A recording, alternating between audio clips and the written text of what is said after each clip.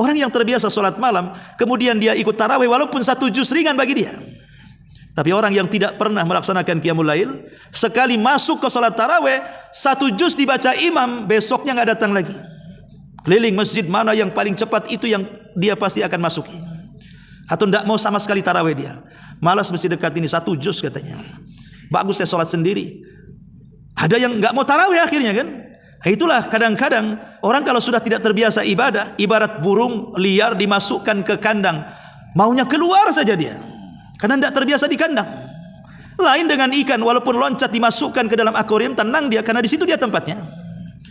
Begitulah orang-orang yang dipenuhi dengan iman, dia akan tenang di bulan Ramadan dengan ibadahnya. Tapi orang-orang yang di bulan Sya'ban sudah tidak dipenuhi iman, maunya cepat kapan Ramadan selesai, kapan Lebaran, kapan Idul Fitri dan begitu seterusnya. Maka ini juga di antaranya yang nomor 7 bahwa Sya'ban adalah tahni'atu qabla Ramadan, persiapan sebelum Ramadan. Ma'asyiral muslimin wal muslimat rahimani wa rahimakumullah. Dan yang selanjutnya adalah jahid nafsak. Kalau begitu, sungguh-sungguhlah di dalam memakmurkan bulan Sya'ban demi Ramadan. Dan yang terakhir, iyyaka wat taswif. Jangan hanya angan-angan saja ingin baca Quran tapi tak baca-baca. Ingin sholat malam tapi tak bangun-bangun. Ingin taubat tapi tak taubat-taubat. Jangan hanya lagunya akan saja, tapi langsung eksekusi di tempat. Hari ini ingin taubat, ya taubat hari ini. Jangan nunggu Ramadan. Karena ada orang yang mengatakan, kenapa kamu tak taubat sekarang? Kadong, nunggu Ramadan lah. Ada orang begitu tuh. Kenapa kamu tidak minta maaf, nantilah nunggu Idul Fitri? Iya kalau sampai Idul Fitri dia hidup, kalau tak dia tak minta maaf selamanya. Iya kalau usia dia sampai masuk Ramadan, kalau enggak masuk Ramadan macam mana dia meminta ampun? Lah makanya jangan suka mentaswib, mengatakan akan dan akan, nanti dan nanti. Kalimat akan dan nanti ini melemahkan ibadah dan mendekatkan diri kepada kemaksiatan kepada Allah Subhanahu wa taala. Ma'asyiral muslimin wal muslimat rahimani wa rahimakumullah. Inilah di antara poin-poin yang penting di bulan Sya'ban ini.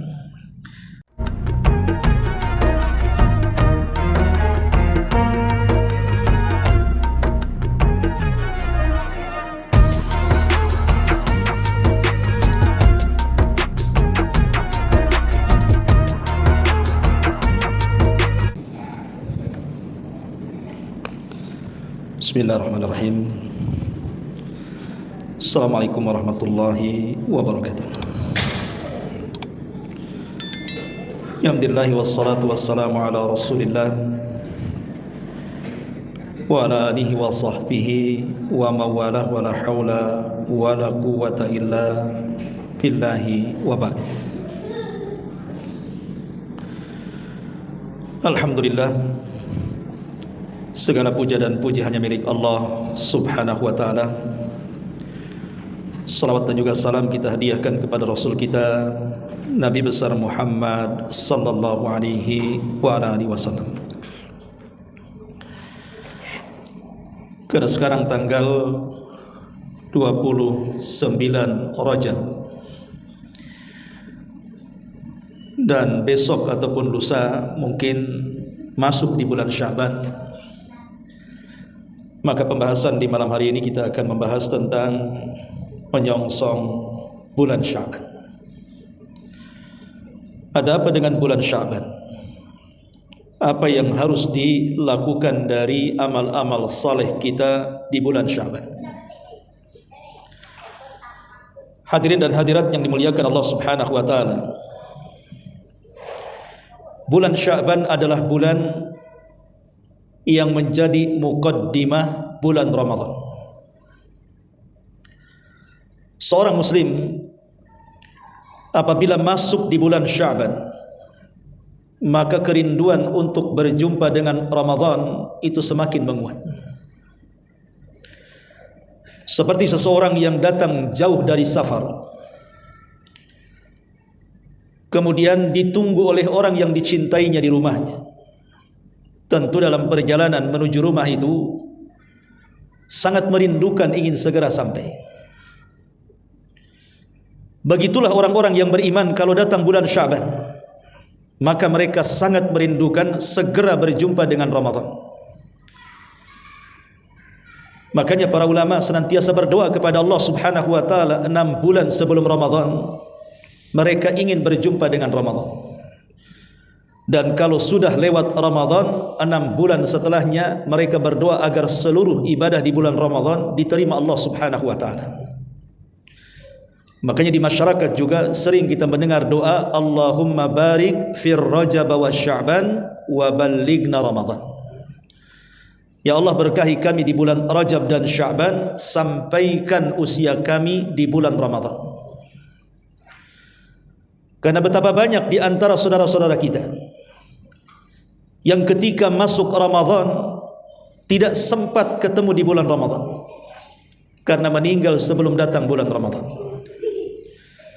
Makanya kita berharap dan berdoa kepada Allah Subhanahu wa taala agar kita bisa menjumpai Ramadan di tahun ini.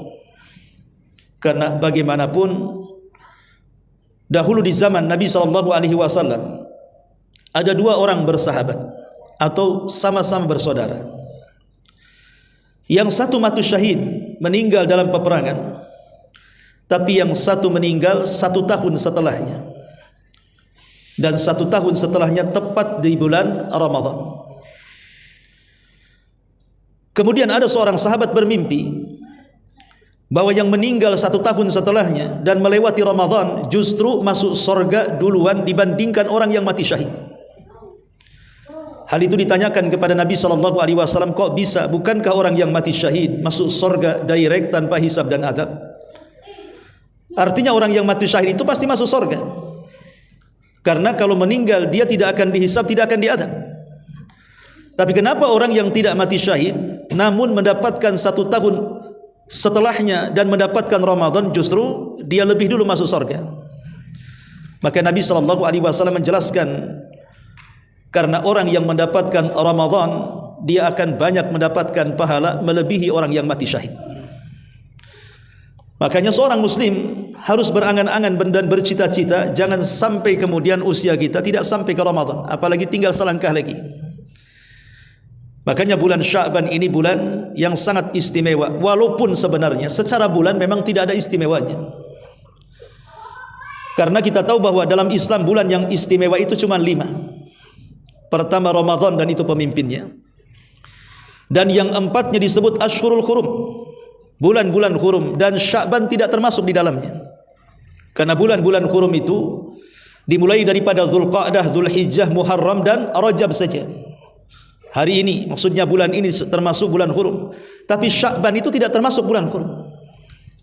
Meski secara bulan Sya'ban ini bukan termasuk bulan hurum, akan tetapi di bulan ini ada peristiwa besar, peristiwa yang sangat membahayakan bagi umur kita. Peristiwa apa yang terjadi di bulan Sya'ban? Raf'ul a'mal. Di bulan ini amalan-amalan kita diangkat ke langit. Jadi amalan 1 tahun dari Ramadan kemarin, tahun kemarin, sampai Sya'ban besok, maka amalan 1 tahun itu akan dirangkum, kemudian diangkat ke langit dan dipertontonkan di hadapan Allah Subhanahu wa taala. Berapa setahun ini salat yang sudah kita lakukan? Berapa zakat dan sedekah yang pernah kita infakkan? Berapa banyak salat malam yang kita sudah lakukan? Berapa banyak ayat Al-Quran yang sudah kita bacakan? Berapa zikir, berapa silaturahim, berapa birrul walidain, sebutkan dari seluruh amal hati, badan dan lisan, itu akan dikumpulkan di bulan Sya'ban, kemudian catatannya akan dinaikkan dan diperlihatkan di hadapan Allah Subhanahu wa taala. Maka beruntunglah kalau dalam catatan kita ini penuh dengan istighfar. Nabi mengatakan, tuba liman fi sahifatihi istighfaran katsira. Beruntunglah orang-orang yang memenuhi catatan-catatannya dengan memperbanyak istighfar. Maka penuhilah amalan-amalan saleh ini sebelum amalan kita diangkat dan diperlihatkan di hadapan Allah Subhanahu wa taala. Makanya dalam sebuah hadis dari Usama ibn Zaid radhiyallahu anhu, ketika Nabi SAW banyak sekali melakukan puasa sunnah di bulan Sya'ban melebihi bulan-bulan yang lainnya. Jadi Nabi itu tidak pernah memperbanyak puasa sunnah hampir 1 bulan setiap hari, kecuali di bulan Sya'ban. Kalau Ramadan jelas itu kan puasa wajib 1 bulan. Saya cerita puasa sunnah. Kata Usama ibn Zaid ketika ditanya atau bertanya kepada Rasul, "Ya Rasul, kenapa engkau memperbanyak puasa hampir 1 bulan di bulan Sya'ban itu?" Maka jawaban Nabi SAW mengatakan, "Dzaka syahrun yaghfulun nasu anhu bainar Rajab wa Sya'ban." Kata Nabi SAW, karena bulan Sya'ban itu bulan yang dilalaikan manusia, karena terjepit di antara 2 bulan mulia. Bulan setelahnya Ramadan, dan itu bulan yang paling mulia. Bulan sebelumnya Rajab, dan itu juga bulan hurum, bulan mulia. Sementara secara keutamaan Sya'ban itu tidak mempunyai keutamaan, sehingga dilalaikan oleh manusia. Dan itu dilihat dari kelalaian manusia di bulan Sya'ban. Di antara mereka yang mikir Ramadan, justru di bulan Sya'ban mereka menghabiskan waktu-waktu hanya untuk memperkeras kerja mereka, menabung uang sebanyak-banyaknya supaya ketika Ramadan nyantai. Ada juga yang kemudian di bulan Sya'ban ini justru karena menyambut Ramadan sibuk mengecat rumah, renovasi, dan begitu seterusnya. Justru di bulan yang dilalaikan manusia itu, kalau seandainya kita habiskan untuk ibadah kepada Allah Subhanahu wa taala, kaidahnya adalah ketika kita ingat Allah di saat manusia lalai, maka Allah Subhanahu wa taala pasti akan memberikan pahala lebih kepada kita. Contoh sederhana, salat duha. Salat duha ini adalah disyariatkan saat manusia sedang lalai.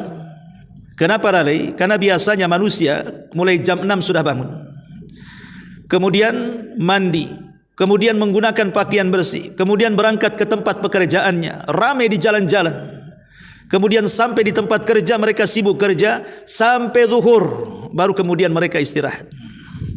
Ya, yang punya sawah ke sawah, yang punya kantor ke kantor, yang punya pasar ke pasar, yang bekerja di jalan ya di jalan, yang bekerja di bangunan ya di bangunan. Hampir dari pagi sampai zuhur itu waktu di mana manusia dilalaikan dengan dunia. Lah ketika manusia lalai dengan dunia, sibuk mencari maisha dan pekerjaan serta uang yang dicarinya, tiba-tiba kita keluar dari kesibukan manusia, kemudian kita melaksanakan salat duha. Maka salat duha itu adalah salat yang sangat-sangat istimewa. Kenapa? Karena dilakukan di tengah-tengah kelalaian manusia. Makanya duha itu salat terbaik di siang hari dari salat-salat sunnah setelah salat wajib. Ataupun tahajud di malam hari. Orang di malam hari itu kebanyakan tidur. Jarang orang begadang, ada 1-2 yang bergadang, tapi umumnya manusia di malam hari tidur. Tiba-tiba di saat nyenyaknya manusia tidur, di saat enak-enaknya manusia tidur, kita pula bangun. Kemudian kita bermunajat dengan tahajud kepada Allah Subhanahu wa taala. Maka ibadah yang dilakukan saat manusia lalai karena terlelap tidur, maka ibadah itu sangat istimewa. Makanya tahajud itu salat terbaik setelah salat wajib. Maka begitu juga ibadah apapun yang dilakukan di bulan Sya'ban, walaupun secara bulan tidak ada istimewanya, dia bukan Ramadan juga bukan hurum, tapi karena kejepit di antara 2 bulan yang sangat istimewa dan manusia banyak melalaikannya, kalau kita gunakan untuk beribadah di bulan Sya'ban dengan memperbanyak puasa dan yang lainnya, maka nilainya sangat tinggi di hadapan Allah Subhanahu wa taala. Makanya lanjutan seterusnya Nabi SAW mengatakan, "Wa ana uridu an arfa amali wa ana shaimun." Dan saya berkehendak ketika amalan-amalanku diangkat di bulan Sya'ban, posisi saya sedang berpuasa kepada Allah Subhanahu wa taala. Karena 1 bulan Sya'ban itu amalan kita setiap detiknya diangkat. Karena amalan diangkat itu, catatan amalan kita diangkat itu kan di 4 tempat. Ada yang sifatnya harian, ada yang sifatnya pekanan, ada yang bersifat tahunan, ada juga yang bersifat keseluruhan. Adapun yang bersifat harian, amalan kita diangkat di 2 waktu. Pertama waktu subuh dan yang kedua waktu asar. Adapun waktu subuh itu mengangkat amalan kita di malam hari. Di malam hari ngapain aja kita itu? Salat malamkah kita, berzikirkah kita, baca Qurankah kita, sedekahkah kita? Di malam hari dicatat. Kemudian setelah sampai waktu fajar, maka amalan kita di malam hari catatannya sudah dikantongi malaikat, kemudian diangkat di waktu fajar. Kemudian datang malaikat pencatat di siang hari. Di siang hari kita apa saja yang kita lakukan dari ibadah. Apakah di siang hari kita silaturahim? Apakah di siang hari kita datang mengunjungi orang sakit? Apakah di siang hari kita puasa? Apakah di siang hari kita ini memberi makan fakir miskin? Atau mengikuti jenazah? Atau apalah amalan soleh yang lainnya? Nanti dikumpulkan sampai waktu asar. Di waktu asar lah ketika manusia sedang solat, maka amalan kita diangkat oleh para malaikat untuk dihadapkan kepada Allah. Itu namanya pengangkatan harian. Ada yang sifatnya pekanan, dan itu setiap hari Senin dan Kamis. Makanya ada puasa Senin Kamis. Karena 2 hari ini, Senin ataupun Kamis, di mana amal 1 pekan kita akan dikumpulkan kemudian diangkat ke langit.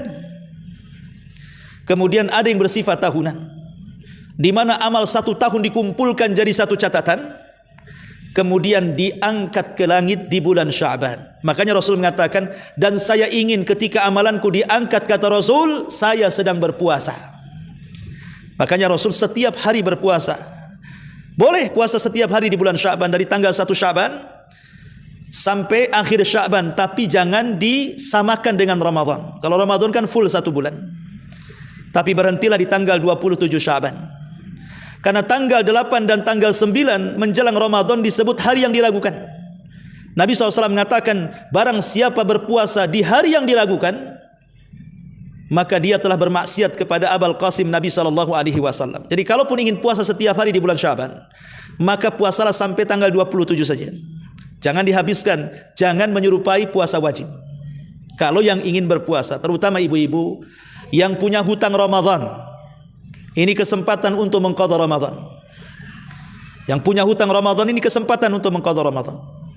Ataupun bagi yang tidak pernah puasa sebelumnya, untuk melatih rasa lapar perut kita di bulan Ramadan, latihlah di bulan Sya'ban. Kalau di bulan Sya'ban kita melatih puasa Senin, Kamis, Daud dan yang semacamnya, maka masuk Ramadan kita sudah ada persiapan perut kita dengan puasa sebulan. Karena Nabi SAW berpuasa hampir 1 bulan di bulan Sya'ban, puasa sunnah.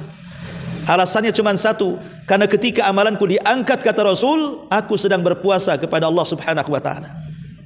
Ma'asyiral muslimin wal muslimat rahimakumullah. Baik, kita akan membahas beberapa poin di bulan Sya'ban ini. Poin pertama yang harus kita lakukan, bicara soal al-iktsar minas saumi fi Sya'ban. Pertama, anjuran memperbanyak puasa di bulan Sya'ban.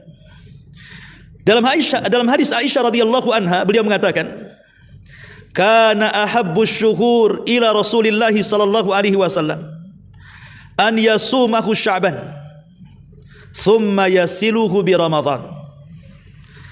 Kata Aisyah radhiyallahu anha, adalah Nabi sallallahu alaihi wasallam dari sekian banyak bulan yang berlalu dalam setahun itu, yang paling dicintai Nabi sallallahu alaihi wasallam adalah bulan di mana Rasul berpuasa yang dilanjutkan puasanya sampai Ramadan.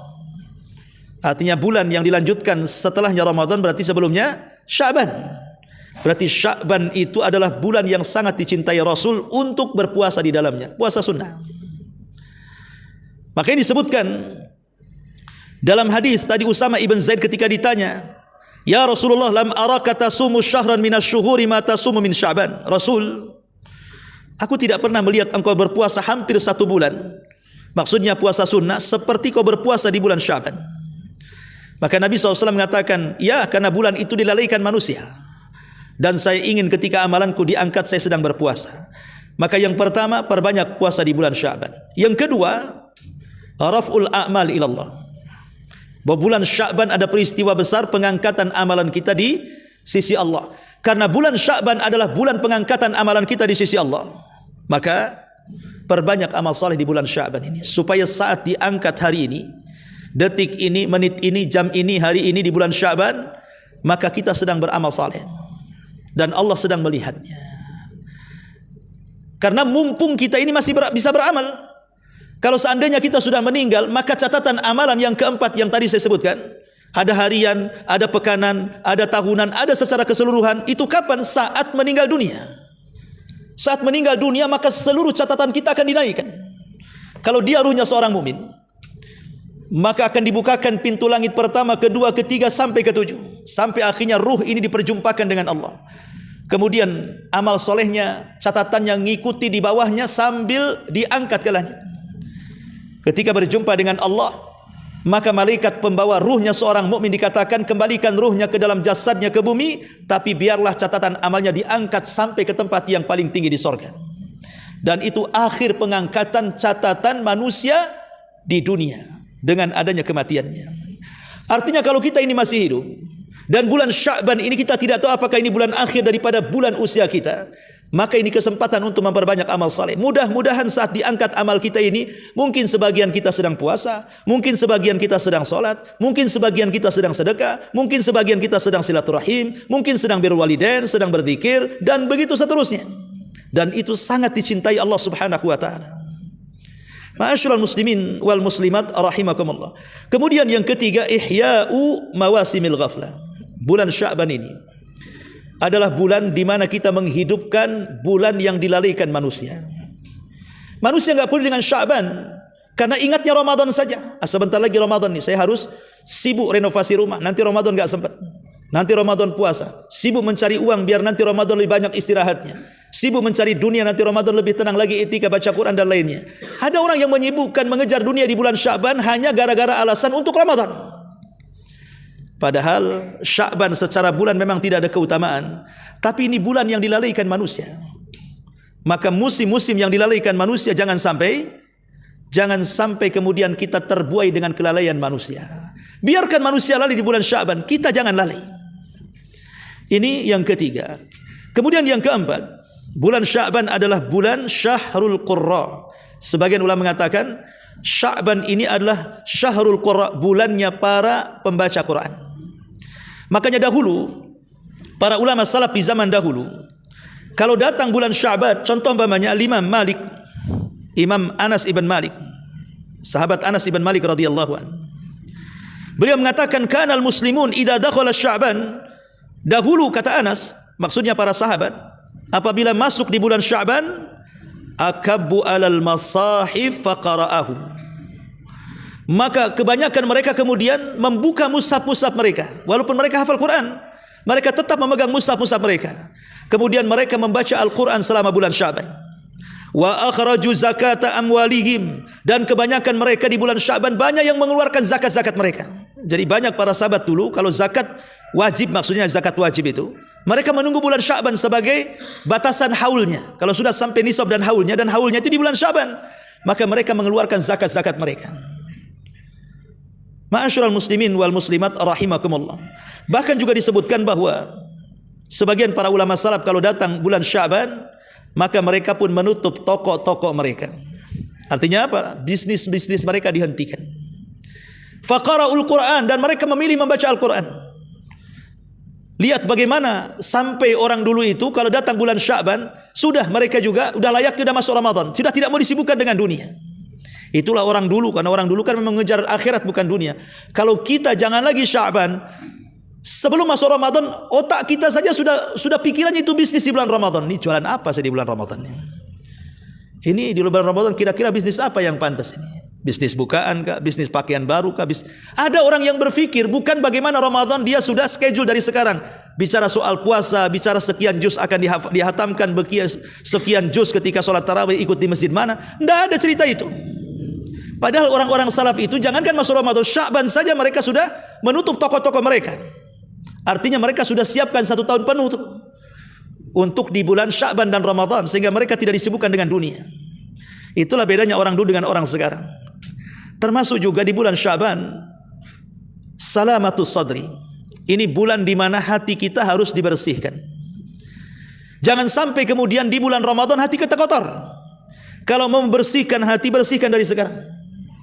Kenapa demikian? Karena dalam sebuah hadis dari Abi Musa al-Asy'ari radhiyallahu an, Nabi mengatakan, innallaha la yattali'u fi lailatin nisfi min Sya'ban fayaghfiru li jami'i khalqihi illa li musyrikin aw musakhin. Apa kata Rasul? Sesungguhnya Allah di pertengahan Sya'ban akan memandang hamba-hambanya. Kemudian fayaghfiru li jami'i, maka Allah akan mengampuni, li jami'i atau fayughfaru, maka akan diampuni, li jami'i khalqihi, seluruh dosa makhluknya, illa kecuali li musyrikin aw musakhin, orang musyrik dan orang yang dalam hatinya penuh dengan permusuhan dengan saudaranya. Jadi dari sini kita tahu bahwa ada dua kelompok di bulan Sya'ban itu amalannya tidak diangkat.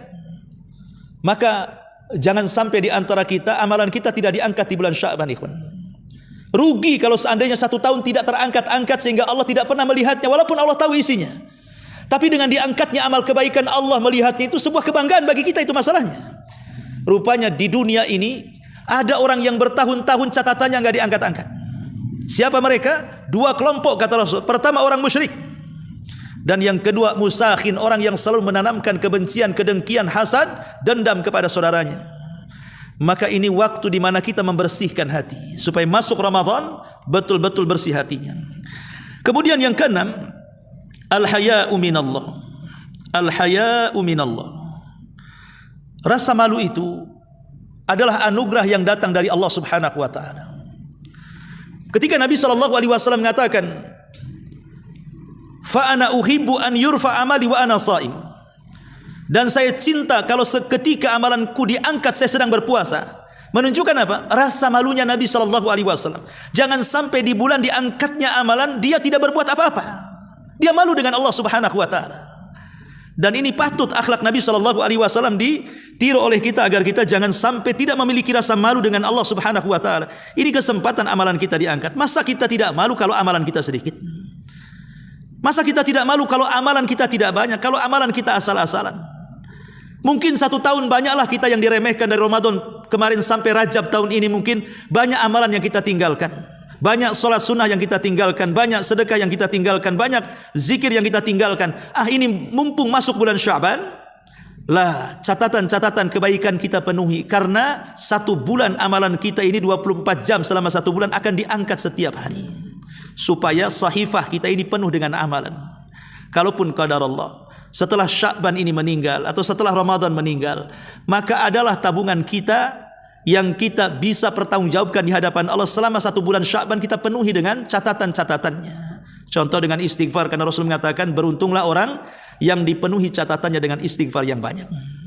Ma'asyiral muslimin wal muslimat rahimani wa rahimakumullah. Kemudian yang nomor 7, at-tahni'atu qabla Ramadan. Sya'ban adalah persiapan untuk menjambut bulan Ramadan. Maka disebutkan oleh para ulama bahwa ar-Rajabu syahru zar'in, wa Sya'banu syahru syakin, wa Ramadhanu syahru qatfin. Rajab adalah bulan menanam, Sya'ban adalah bulan mengairi, Ramadan bulan hanya memetik hasil. Kalau di bulan Sya'ban ini kita tidak mengairi ibadah-ibadah itu, memupuk ibadah-ibadah itu dengan baik, maka di bulan Ramadan dipastikan kualitas ibadah kita tidak baik. Maka seorang muslim yang cerdas, dia harus berpikir bahwa apa sih rutinitas di bulan Ramadan itu? Oh puasa, oh qiyamul lail, oh baca Quran, oh sedekah umpamanya kan. Maka ibadah-ibadah rutinitas itu sudah kita mulai di bulan Sya'ban. Ibaratnya kalau olahraga itu ada pemanasannya. Petinju saja ada pemanasannya. Orang bulu tangkis juga ada pemanasannya. Orang sepak bola saja ada pemanasannya. Maka ibadah inti juga ada pemanasannya. Sebelum kita masuk kepada ibadah yang wajib dari puasa Ramadan, biasakan puasa yang sunnah, supaya ketika masuk Ramadan sudah tidak berat lagi kita musuhnya. Ketika di bulan Ramadan kita ini mau menghatamkan Al-Quran sekian juz, kalau Quran itu tidak dibaca sebelumnya di bulan Sya'ban atau bulan Rajab sekarang, boleh jadi selancar-lancarnya orang baca Quran, kalau 1 tahun tidak baca Quran, tiba-tiba datang awal Ramadan baca Quran, saya pastikan tidak akan lancar. Tidak akan lancar. Karena orang lancar membaca Quran itu karena dibaca setiap hari. Lalu kalau tidak lancar, macam mana target menghatamkan Quran di bulan Ramadan? Yang lebih parah lagi, ada orang yang tidak mau baca Quran di bulan Quran. Ramadan itu bulan Quran. Tapi ada manusia yang tidak mau baca Quran di bulan Ramadan. Kan aneh kalau seandainya bulan Quran tapi tidak mau baca Quran.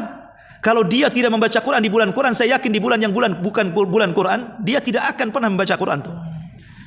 Begitu juga salat malam. Kalau kita biasakan salat malam di bulan-bulan sebelum Ramadan, Rajab ataupun Sya'ban, terbiasa berdiri maksudnya kan, terbiasa lama. Ketika masuk Ramadan, imam 1 juz saja dia bisa tahan.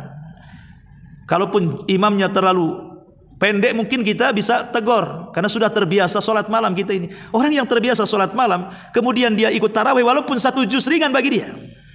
Tapi orang yang tidak pernah melaksanakan qiyamul lail, sekali masuk ke salat tarawih, 1 juz dibaca imam, besoknya nggak datang lagi. Keliling masjid mana yang paling cepat itu yang dia pasti akan masuki. Atau tidak mau sama sekali tarawih dia. Malas masjid dekat ini 1 juz katanya. Bagus saya sholat sendiri. Ada yang nggak mau tarawih akhirnya kan. Itulah kadang-kadang orang kalau sudah tidak terbiasa ibadah, ibarat burung liar dimasukkan ke kandang, maunya keluar saja dia.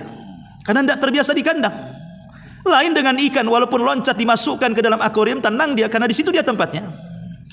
Begitulah orang-orang yang dipenuhi dengan iman, dia akan tenang di bulan Ramadan dengan ibadahnya. Tapi orang-orang yang di bulan Sya'ban sudah tidak dipenuhi iman, maunya cepat kapan Ramadan selesai, kapan Lebaran, kapan Idul Fitri dan begitu seterusnya. Maka ini juga di antaranya yang nomor 7 bahwa Sya'ban adalah tahni'atu qabla Ramadan, persiapan sebelum Ramadan. Ma'asyiral muslimin wal muslimat rahimani wa rahimakumullah. Dan yang selanjutnya adalah jahid nafsa. Kalau begitu, sungguh-sungguhlah di dalam memakmurkan bulan Sya'ban demi Ramadan. Dan yang terakhir, iyyaka wat taswif. Jangan hanya angan-angan saja ingin baca Quran tapi tak baca-baca. Ingin sholat malam tapi tak bangun-bangun. Ingin tobat tapi tak tobat-tobat. Jangan hanya lagunya akan saja, tapi langsung eksekusi di tempat. Hari ini ingin tobat, ya tobat hari ini. Jangan nunggu Ramadan. Karena ada orang yang mengatakan, kenapa kamu tak tobat sekarang? Kadong, nunggu Ramadan lah. Nah, ada orang begitu tuh. Kenapa kamu tidak minta maaf, nantilah nunggu Idul Fitri? Iya, kalau sampai Idul Fitri dia hidup, kalau tak dia tak minta maaf selamanya. Iya, kalau usia dia sampai masuk Ramadan, kalau enggak masuk Ramadan macam mana dia meminta ampun? Lah makanya jangan suka mentaswib, mengatakan akan dan akan, nanti dan nanti. Kalimat akan dan nanti ini melemahkan ibadah dan mendekatkan diri kepada kemaksiatan kepada Allah Subhanahu wa taala. Ma'asyiral muslimin wal muslimat rahimani wa rahimakumullah. Inilah di antara poin-poin yang penting di bulan Sya'ban ini. Tetapi bulan Sya'ban saya katakan dari awal, sekalipun dia bulan yang tidak ada keistimewaan secara zatnya, tapi bulan ini juga adalah bulan yang banyak sejarah. Sejarah yang terjadi di bulan Sya'ban. Apa saja sejarah di zaman Nabi SAW yang terjadi di bulan Sya'ban ini? Pertama, menikahnya Nabi SAW dengan Hafsah. Dan Hafsah itu adalah putri daripada Umar ibn Khattab. Jadi Umar itu ya besanan dengan Nabi SAW karena putrinya menikah dengan Nabi. Jadi kedudukannya mertua Nabi sekaligus sahabat Nabi SAW.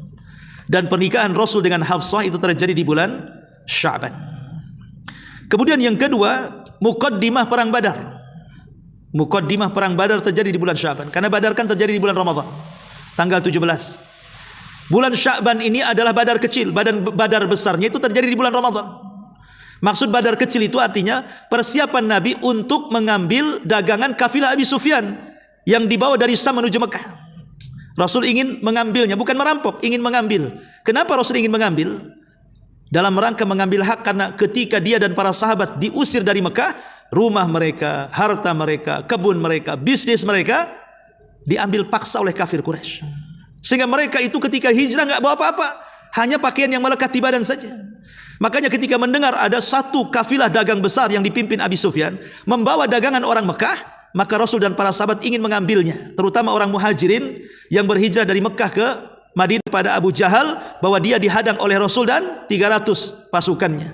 Maka Abu Jahal datang membawa 1000 pasukan. Kemudian terjadilah pertempuran yang 17 Ramadan, tahun kedua Hijriah. Tapi meskipun demikian, Nabi SAW menang dalam perang Badar ini. Bahkan membunuh Fir'aunnya umat ini, si Abu Jahal. Dan berhasil membantai 70 orang-orang kafir musyrik dan menawan 70 tawanan orang-orang musyrik. Jadi 70 dibantai, 70 ditawan. Lebihnya mereka pulang ke Mekah mengalami kerugian. Dan di pihak kaum muslimin tidak banyak yang mati jiwa. Artinya banyak yang selamat. Dan itu terjadi di bulan Sya'ban. Ya. Kemudian yang ketiga, kejadian yang ketiga adalah perang Bani Mustalik atau disebut dengan Muraisi'. Perang Bani Mustalik, di mana perang Bani Mustalik ini disebutkan di dalam Bukhari Muslim dari Ibnu Umar radhiyallahu anhuma, karena dia menyaksikan peperangan ini di mana Nabi SAW menyerbu Bani Mustalik. Menyerbu Bani Mustalik. Kemudian menawan Juwairiyah. Belakangan Juwairiyah akhirnya dinikahi Nabi SAW. Maharnya pembebasan seluruh orang-orang Bani Mustalik. Akhirnya mereka semua masuk Islam. Penyerangan Bani Mustalik itu terjadi atau disebut perang Muraisi terjadi di bulan Sya'ban. Kemudian yang keempat, pernikahan Nabi SAW dengan Juwairiyah. Kalau pertama tadi pernikahan Rasul dengan Hafsah, maka yang kedua pernikahan Nabi SAW dengan Juwairiyah itu pun terjadi di bulan Sya'ban. Termasuk juga Sariyatu Abdurrahman ibn Auf radhiyallahu an ila diyari Bani Kalbin Daumah. Pasukan khusus yang dipimpin Abdurrahman ibn Auf ketika menyerbu Bani Kalb. Itu juga di bulan Sya'ban. Termasuk Nabi SAW juga mengirim pasukan Ali bin Abi Thalib radhiyallahu an kepada Bani Sa'ad ibn Bakar. Kemudian juga Rasul mengirim pasukan khusus Umar bin Khattab radhiyallahu an ke daerah Turbah. Itu pun terjadi di bulan Sya'ban. Termasuk juga Rasul mengirim Abu Bakar dengan pasukan khususnya ke Najd. Itu juga di bulan Sya'ban. Termasuk juga kedatangan Adi bin Hatim At-Tai. Kemudian mengislamkan dirinya, yang tadinya Nasrani akhirnya masuk Islam dan menjadi sahabat yang sangat berjasa dalam Islam. Itu pun terjadi di bulan Sya'ban. Jadi banyak kalau kita mengupas tentang sejarah-sejarah di bulan Sya'ban. Intinya bahwa bulan Sya'ban ini perbanyak amal saleh, terutama amalan-amalan yang akan kita kerjakan di bulan Ramadan, seperti baca Quran, berpuasa, tahajud, sedekah dan yang semacamnya. Wallahu alam, ini yang bisa sampaikan tentang kajian kita menyambut bulan Sya'ban. Mudah-mudahan ada manfaatnya. Subhanakallahumma bihamdika asyhadu an la ilaha illa anta astaghfiruka wa atubu ilaik. Allahu ta'ala alam. Assalamualaikum warahmatullahi wabarakatuh.